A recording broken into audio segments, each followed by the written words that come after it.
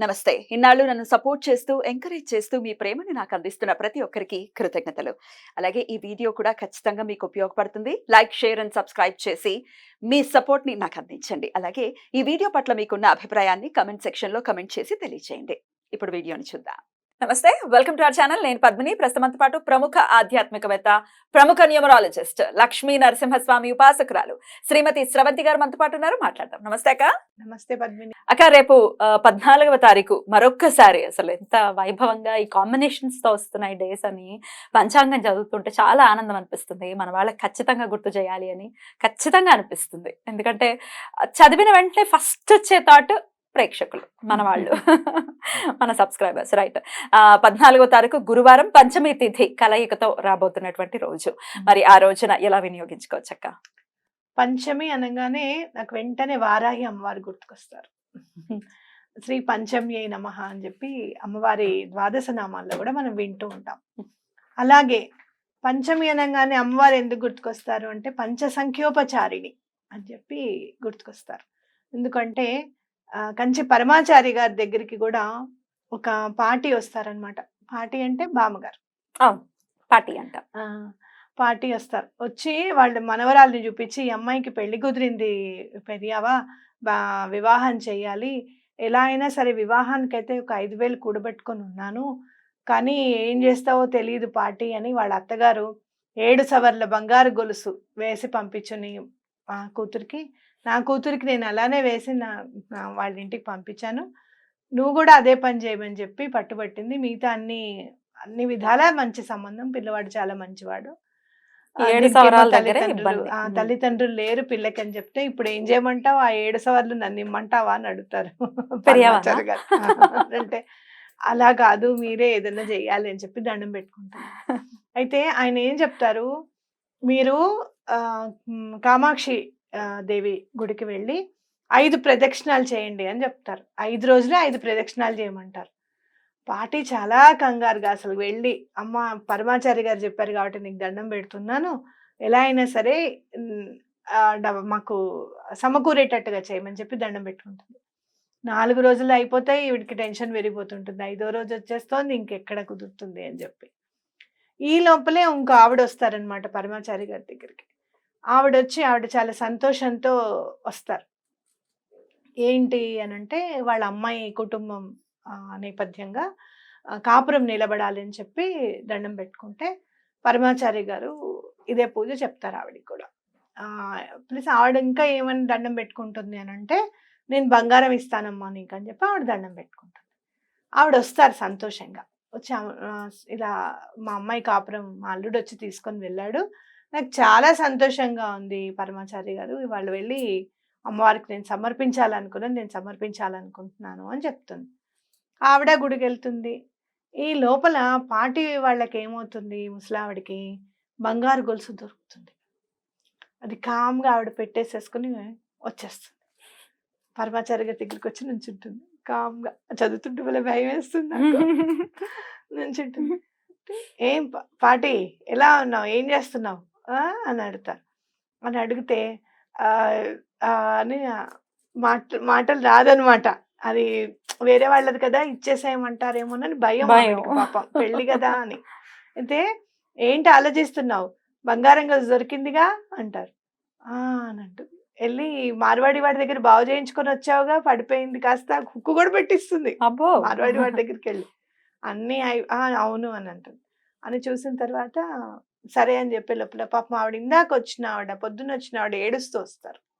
వచ్చి ఏమైంది అని అంటే, ఇలా గొలుసు పోయింది నాకు అమ్మవారి గుళ్ళో, ఆ గొలుసే నేను అమ్మవారికి సమర్పిద్దాం అనుకున్నాను, కానీ ఎక్కడ పడిపోయిందో నాకు కనిపించట్లేదు ఆ మెళ్ళో నుంచి అని చెప్పి బాధపడతారనమాట. అంటే పార్టీని చూస్తే పార్టీ ఇలా పెట్టుకుంటారు ఎవరని. అంటే అలా కాదని చెప్పి ఆ గొలుసు ఆవిడది, ఆవిడ గొలుసు ఇచ్చేసేయి, అది అమ్మవారిది గొలుసు, అది అమ్మవారికి వేసేస్తారు అని చెప్తారు. అని అన్నప్పుడు పార్టీ పాపం ఇంత చిన్న ముఖం పెట్టుకుంటుంది. అంటే ఏం పర్వాలేదులే, ఆవిడ ఇంకో గొలుసు చేసిస్తారు నీకు మీ మనవరాలకి అని చెప్తారు. అంటే చాలా మహదానందంగా, తప్పకుండా 7 సవర్ల గొలుసు నేను ఇప్పుడే కొనిస్తాను పరమాచారి గారు, ఈ మాట మాత్రం అమ్మవారికి చెల్లించాలి నేను అని చెప్పి చెప్తారనమాట. పాటిని తీసుకొని వెళ్ళి కొనిపిస్తుంది. ఆ గొలుసు అమ్మవారి హుండీలోకి చేరుతుంది. అయితే ఆవిడ అడుగుతారనమాట పాటి, మీరు ఎప్పుడు 5వ ప్రదక్షిణలు చేయమని ఎందుకు చెప్తారు అనేది. అయితే పాటి ఏం చేస్తుంది, ఆ రోజు గొలుసు ఎలా దొరుకుతుందంటే మనవరాలకి దొరుకుతుంది. ఇలా రా ఇలా రా బామ్మ, ఇలా రా ఇలా రా అని చెప్పి చూపిస్తుంది. బామ్మకి అర్థమైపోతుంది అది బంగారం గొలుసు అని, వచ్చేస్తారు. అప్పుడు స్వామివారు అంటారనమాట, నేనేం చెప్తున్నాను 5 ప్రదక్షిణాలు చేయమని నేను చెప్పడం కాదు, ఆవిడ పంచసంఖ్యోపచారిణి అని చెప్పి ఆవిడే చెప్పుకుంటున్నారు. కాబట్టి 5 ప్రదక్షిణాలు చేయాలి కామాక్షి అమ్మవారి గుడిలో తప్పకుండా అని చెప్తారనమాట. ఎవరు వెళ్ళినా చెయ్యండి, ఏ కోరిక తీరాలన్నా 5 ప్రదక్షిణాలు అని చెప్పి చెప్తాను అని చెప్తారనమాట. ఆయనే కామాక్షి అంతే కదా అని చెప్పి పాటిని హెచ్చరిస్తారు. నువ్వు వెళ్ళి వాళ్ళు వెళ్ళి ముందు 5వ ప్రదక్షిణ 5వ రోజు చేయలేదు, ఆ రోజు కంప్లీట్ చేయ ముందు షాప్ కి వెళ్ళండి అని చెప్తారనమాట. అవి కంప్లీట్ చేసుకొని ఈవిడ బంగారం తీసుకొని వెళ్ళి అక్కడ 7 సవర్ల గొలుసు అమ్మాయికి కొనిస్తుంది. పెళ్ళైపోతుంది. అద్భుతం. అది 5 సంఖ్యకు అందుకే నాకు 5 సంఖ్య అంటే చాలా ఇష్టం. కథ కూడా ఎంత చక్కగా ఉందో. ఇప్పుడు చెప్పమ్మా, గురువారం మరి ఎలాగా ఏం చేద్దాము అని అంటే, వారాహి అమ్మవారి దగ్గర మీరు అలాగే కామాక్షి అమ్మవారు అనుకోండి, లలిత అమ్మవారు అనుకోండి, ఏం చేస్తారు అని అంటే ఒక 55 రూపాయలు 55 రూపీస్ చక్కగా ముడుపు కట్టి పెట్టండి. పెట్టి మీ కోరిక ఏంటి అనేది అమ్మవారికి చెప్పండి. తప్పకుండా ముడుపు ఎందులో కట్టమంటారు? ఏ క్లాత్ లో? ఎర్ర బట్టలో కట్టాలి. అమ్మవారికి ఎప్పుడైనా కూడా ఎర్ర బట్టలోనే మనం ముడుపు కడతాము. ఎప్పుడు కట్టమంటారు? గురువారం నాడు పొద్దున పూట, పొద్దునే 11 కంప్లీట్ చేసేసుకోండి. చక్కగా అమ్మవారికి ముడుపు కట్టండి 55 రూపీస్ కట్టి, వారాహి అమ్మవారివి 12 నామాలు, లేదు అంటే లలిత అమ్మవారివి నామాలు ఉంటాయి, 24 నామాలు ఉంటాయి, అవైనా చదువుకోండి, లలిత సహస్రం అన్న చదువుకోండి. తప్పకుండా కంచి పరమాచారి గారికి కూడా దండం పెట్టుకోండి, ఎందుకంటే ఆ రోజు గురువారం కాబట్టి. శ్రీపాద శ్రీవల్లభులకి, చక్కగా దత్తాత్రేయ స్వామికి, మీకు ఇష్టమైతే షిరిడి సాయిబాబా గారికి, ఎవరికి మీరు గురువు అని అనుకుంటున్నారో వాళ్ళకి తప్పకుండా దండం పెట్టుకోండి. పెట్టుకొని మీకు ఏ కోరికైతే తీరాలి, మీ అమ్మాయికి వివాహం జరగాల, మీ అబ్బాయికి వివాహం జరగాల, ఏదనుకుంటే అది తప్పకుండా దండం పెట్టుకోండి. తప్పకుండా ఆ కోరిక నెరవేరుతుంది.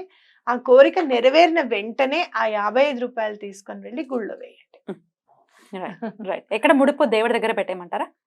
దేవుడి దగ్గర పెట్టేసేయండి, అమ్మవారి దగ్గర పెట్టండి. 55 రూపాయలు మీరు ముడుపు కట్టిన తర్వాత ఒక 5 సార్లు మీ కోరిక నెరవేరిపోయింది అనేది ఊహించుకోండి. ఆ కోరిక నెరవేరిపోతే మీరు ఎంత సంతోషంగా ఉంటారో అదంతా కూడా ఊహించుకోండి. రైట్. ఒకసారి 5 సార్లు అంటే ఇప్పుడు ఇల్లు కట్టుకోవాలి, ఆ ఇల్లు ఎలా ఉంటుంది అనే దగ్గర నుంచి ఊహించుకోవాలి. ఆ ఇంట్లో ఉన్నప్పుడు ఎలా ఉంటాం, మనం ఎంత సంతోషంగా ఉంటాం, గృహప్రవేశం ఊహించుకోవచ్చు, సత్యనారాయణ ఊహించుకోవచ్చు, ఫస్ట్ వినాయక చవితి చేసుకుంటున్నాం అక్కడ ఊహించుకోవచ్చు. బాగుంది. ఇట్లా అన్ని ఊహించుకోవచ్చు. వివాహం అయితే వివాహానికి సంబంధించింది కోరిక ఏదైతే అన్నమాట కోరిక. వావ్, అద్భుతంగా చెప్పారు అక్క. డెఫినెట్ గా గురు పంచమి యోగాన్ని ఖచ్చితంగా గురువు అనుగ్రహం చేత మనకున్నటువంటి ధర్మబద్ధమైనటువంటి కోరికలను తీర్చుకోవడానికి ఎలాగా మనం చేసుకోవచ్చు, ఎలా వినియోగించుకోవచ్చు అనేది చాలా బ్యూటిఫుల్ గా తెలియజేస్తారు. అలాగే పరమాచార్య గారి లీలను కూడా చెప్పినందుకు చాలా చాలా సంతోషంగా అనిపించింది. చాలా చాలా కృతజ్ఞతలక్క. నమస్తే. నమస్తే.